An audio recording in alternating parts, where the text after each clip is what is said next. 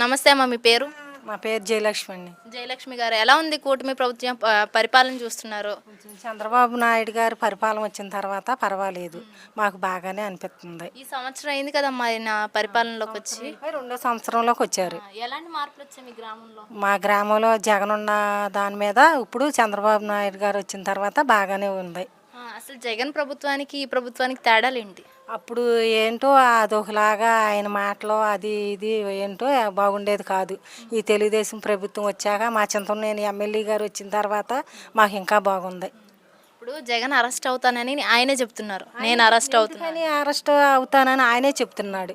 మరి దేనికి చెప్తున్నాడు? ఆయన చేసిన పనుల వల్ల అరెస్ట్ అవుతానంటున్నాడా? అంటే గతంలో లిక్కర్ స్కామ్ విషయంలో అరెస్ట్ అవుతారని, మొన్న ఏదో సభ విషయంలో ఆయన కారు కింద ఒక వ్యక్తి పడి చనిపోయారు. ఆయన ఆఫ్ చేయలేదు, కారు ఆఫ్ చేయలేదు.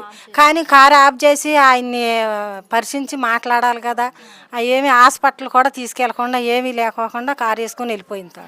ఆయన ప్రభుత్వం ఎంతవరకు అది ఎంతవరకు బాగుంది? అది బాగోలేదు. ఇప్పుడు అది పిటిషన్ నడుస్తుంది కోర్టులో. ఆయన అరెస్ట్ అవుతారా? ఖచ్చితంగా అవుతాడని జనాలు అంటున్నారు. అది ఖచ్చితంగా అవుతాడు. ఆయన చేసే పనుల వల్ల అవుతాడు అంటున్నారు. అది అమ్మ, మీరు ఏం చేస్తుంటారు? మేము కూలీనాలు చేసుకుంటాము, వ్యవసాయం పనులు చేసుకుంటాము. వ్యవసాయ విషయంలో ఎలా ఉంది?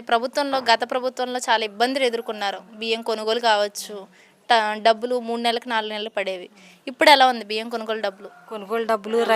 రైతు డబ్బులు తెల్లారిపాటికి పడిపోతున్నాయి. రైతులకు కూడా బాగానే ఉంటుంది. ఈ ప్రభుత్వం వచ్చిన తర్వాత డబ్బులు 24 గంటల్లో పడిపోతున్నాయి. బాగానే ఉంటుంది. అమ్మ, మీ గ్రామంలో కరువు పనులు లాంటివి జరుగుతున్నాయా? కరువు పనులు జరుగుతున్నాయి. వాటి డబ్బుల విషయం ఏమవుతుంది? డబ్బుల విషయంలో డబ్బు లేదు, పేమెంట్ లేదని 2 వారాలు 4 వారాలు కొడుతున్నారు, ఆపేస్తున్నారు, మళ్ళీ కొడుతున్నారు. ఏంటని ఆయన అడుగుతుంటే పెదవేగా ఆయన్ని, ఈ పేమెంట్ లేదు, వచ్చిన వరకు కొడుతున్నాము, పడిన వరకు కొడతాము అని అంటున్నారు. అంటే ఇప్పుడు జగన్ గత ప్రభుత్వంలో డబ్బు అంతా సొమ్ము అంతా వాడేయడం వల్ల ఈ ప్రభుత్వంలో ఏం చేయలేకపోతున్నారు? ఏమి చేయలేకపోతున్నాడు. ముందు అన్నీ ఆయన అన్నాయన్నీ ఆయన అడిగిన అన్నీ చెప్పినవన్నీ చేశాడు. చేసిన వల్ల ఒకవేళ అప్పులు అయ్యి ఇప్పుడు ఈయనకి అప్పచెప్పిన తర్వాత ఈ ప్రభుత్వం వచ్చిన తర్వాత లేక అలా చేస్తున్నారేమో అనుకుంటున్నాం మేము. మరి చంద్రబాబు గారి పరిపాలనలో ఇప్పటి వరకు అక్రమాలు కానీ దోపిడులు కానీ ఏమైనా జరుగుతున్నాయా? మీరు గమనించారా? ఏమీ జరగలేదు. తొక్కుపట్టి నార తీస్తానంటాడు చంద్రబాబు నాయుడు గారు ఏదన్నా జరిగితే. అది ఆడవాళ్ళ విషయంలో. అది ఇదే విషయంలో జగన్ గారు కూడా రప్ప ఆడిస్తానని డైలాగులు కొట్టారు. ఏం జరగలేదు. రౌడీయిజమే జరుగుతుంది. అది 2.0 చూపిస్తా, 3 కళ్ళు మూసుకోండి, తర్వాత వచ్చేది నేనే అని జగన్మోహన్ రెడ్డి చెప్తున్నారు. ఎంతవరకు అవకాశాలు ఉన్నాయి? మంచితనంగా ఉంటే అవకాశాలు వస్తాయి, మంచితనం లేనప్పుడు ఆ అవకాశం కూడా రాదు. ఇప్పుడు సాధారణ మహిళగా మీరు చెప్పండి, ఈ ప్రభుత్వంలో మహిళలు బతకగలిగే అవకాశం ఉందంటారా? ఎవరి కాళ్ళ మీద వాళ్ళు బతకగలిగే రోజులు వచ్చినాయి, బతుకుతున్నారు. ఇప్పుడు మీ గ్రామంలో ఉన్న ఎమ్మెల్యే గారు ఆయన పరిస్థితులే కావచ్చు, మీరు వెళ్ళి వెంటనే కలిసి మీకున్న ఇబ్బందులు చెప్పినప్పుడు ఆయన ఎలా స్పందిస్తారు? బాగా చెప్తారు. బాగా వచ్చిన వాళ్ళకి టిఫిన్ పెట్టి కూర్చోబెట్టి ఆ వివరాలు తీసుకొని మాట్లాడతాడు ఆయన. మళ్ళీ ఇదే ప్రభుత్వం రావాలని కోరుకుంటున్నాం. ఇదే ప్రభుత్వం రావాలని కోరుతున్నాం. చంద్రబాబు నాయుడు అన్నట్టు 2029 వరకు ఇదే ప్రభుత్వం రావాలని చూస్తున్నాం. 2020 తర్వాత పరిస్థితులు ఏమైనా మారే అవకాశం? మేము చెప్పలేము. అది కాలం ఎలా జరిగిద్దో చెప్పలేము. మేము మట్టుకి ఈ మాట చెప్పగలుగుతాం. ఈ కూటమి ప్రభుత్వానికి మీరిచ్చే మార్కులు ఎంత? 100కి 100 ఇస్తాం. 100కి 100 ఇచ్చేస్తారు. ఏమన్నా 1, 2 తగ్గితేమో కానీ చెప్పలేము. 100కి 90 ఇచ్చేస్తాం. మీరు చెప్పండి, అసలు ఇంకా ఎలాంటి మార్పులు వస్తే బాగుంటుంది అనుకుంటున్నారు మీరు మీ పర్సనల్గా? మాకు ఇంకా అభివృద్ధి చెంది ఇవన్నీ తగులు ఈ ఆడపిల్లల్ని ఇచ్చేస్తాం ఇవన్నీ లేకోకుండా శుభ్రంగా జరిగితే బాగుంటుంది అనుకుంటున్నాం. అమ్మ, ఇప్పుడు చెప్పండి, ఏపీ ప్రజలకు పథకాలు కావాలా, అభివృద్ధి కావాలంటే మీరేం చెప్తారు? అభివృద్ధి కావాలి, పథకాలు కావాలి. ఇప్పుడు పథకాల విషయానికి వస్తే చంద్రబాబు గారు డబ్బిచ్చి అందరినీ సోమరపోతులు చేస్తున్నారు అనే వ్యాఖ్యలు వస్తున్నాయి, నిజమేనా? ఆ మాట అంటున్నారు, కానీ అభివృద్ధి చెందితే మా మనవాళ్ళకి మనవరాళ్ళకి కూడా బాగుంటుందని కోరుకుంటున్నాం. అభివృద్ధి విషయం అనగానే గుర్తొచ్చేది మనకు అమరావతి రాజధాని, పోలవరం. ఆ పరిస్థితులు ఎలా ఉన్నాయి? అసలు అవి జరిగే అవకాశాలు ఉన్నాయా? మధ్యలో ఆగిపోతాయా? జరుగుతాయి, ఖచ్చితంగా జరుగుతాయి. చంద్రబాబు నాయుడు గారు చేస్తాడు, ఖచ్చితంగా చేస్తాడు. పోలవరం ఏంటి, రాజధాని ఏంటి, అమరావతి ఏంటి, అన్నీ బాగానే చేస్తాడు. అది మీరు వెళ్ళారు అమరావతి? వెళ్ళామండి. ఎలా ఉంది అక్కడ పరిస్థితి చాలా చూసారు? బాగుంది అక్కడ అమరావతి. ఇచ్చిన రైతులను కూడా మెచ్చుకున్నాం మేము. ఒకే రాత్రి 39,000 ఎకరాలు ఇచ్చారంట. వాళ్ళని బాగా చెప్పారు అక్కడ చంద్రబాబు నాయుడు గారు, మోడీ గారు బాగా చెప్పారు. ఇప్పుడు గత ప్రభుత్వంలో జగన్మోహన్ రెడ్డి 3 రాజధానులుగా మార్చారు, తెలిసిన విషయమే. ఇప్పుడు 3 రాజధానులుగా చేయాల్సినంత అవసరం ఏమొచ్చిందంటారు? లేదు, ఆయన చేయమట్టే తెలంగాణ ఎడగొట్టాడు, ఇది ఆంధ్రాని ఎడగొట్టాడు, ఇలా చేశాడు అనమాట. అది ఇప్పుడు చంద్రబాబు నాయుడు గారి వల్లే ఉంది. ఇప్పుడు ఈ విషయం కూడా జగన్ వ్యాఖ్య ఏంటంటే సొమ్మంతా తీసుకెళ్లి రాజధానికి పోలవరానికి పెడుతున్నారు తప్ప ప్రజలకి ఏమీ లేదని చెప్తున్నాడు ఆయన. ఏం కాదు, రాజధాని కూడా అవసరమే కదా మన పిల్లలకి మనకి.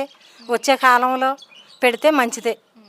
ఇప్పుడు వాళ్ళ దగ్గర సొమ్ము లేకపోవడం వల్ల ప్రజల మీద ఒత్తిడి వేసి ట్యాక్సుల రూపంలో వసూలు చేస్తున్నారని చంద్రబాబు చేస్తున్నాడు. ఆయన చేసేది మంచి పనే, అది మంచిదే మంచిదే. చంద్రబాబు నాయుడు గారు చేసేది మంచిదే. అంటే సామాన్యుడు ట్యాక్సులు కట్టుకునే అంత కదా లేదు కదా.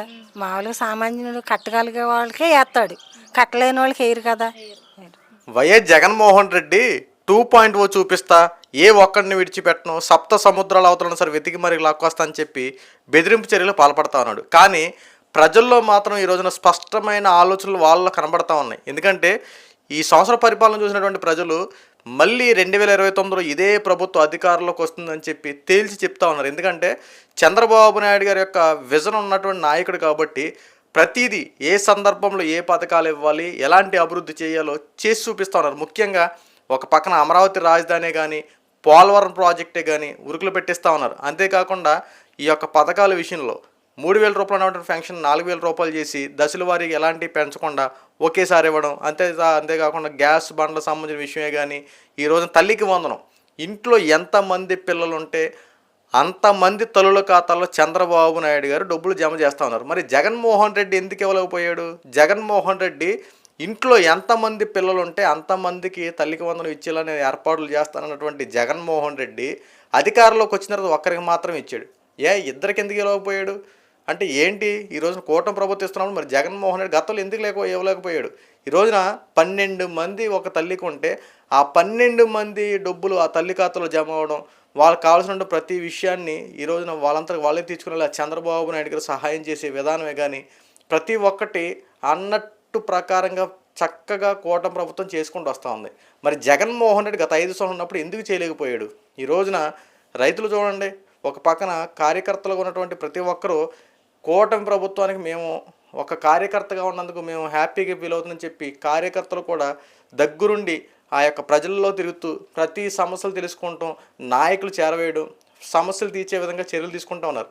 జగన్మోహన్ రెడ్డి గతంలో ఉన్నటువంటి పరిపాలనకి ఈ రోజున కూటమి ప్రభుత్వ అధికారులకు వచ్చిన పరిపాలనకు ఒకసారి టాలీ చూడండి. అన్న మాట ప్రకారంగా ఈ ప్రభుత్వం ఒక్కటొక్కటిగా పనులు చేసుకుంటూ వస్తూ ప్రజలకు కావాల్సిన మెరుగైన జీవన విధానం కల్పిస్తూ ఉంది. 2029లో కూడా కూటమి ప్రభుత్వం విజయం కన్ఫామ్. జగన్మోహన్ రెడ్డి ఎన్ని ప్రయత్నాలు చేసినా, ఎన్ని బురద జల్లే వ్యాఖ్యలు చేసినా, ఈ వ్యాఖ్యల్లాగానే ఉంటే బురద జల్లుతూనే ఉన్నటువంటిదే. ఎట్టి పరిస్థితుల్లో జగన్మోహన్ రెడ్డి గెలవడం కోసం ప్రజలైతే ఓటు వేసే ప్రసక్తిలో అయితే లేరు.